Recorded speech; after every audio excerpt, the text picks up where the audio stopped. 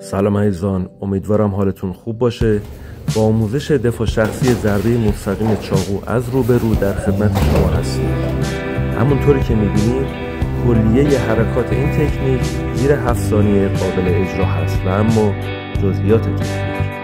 ابتدا با هوشیاری کامل تمامی حرکات مهاجم رو باید زیر نظر بگیریم. از مسیر چاقو خارج میشیم تا چاقو به ما نخوره. محکم مچ دست حریف رو میگیریم و با پا ضربه محکمی به یکی از نقاط حساس بدن حریف وارد میکنیم.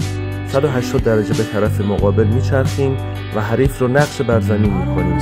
دوباره 180 درجه سر جای اول برمیگردیم و دست حریف رو میاریم روی کمرش. با فشار مچ حریف به سمت بالا چاقو رو از دستش در میاریم و در اختیار خودمون میگیریم.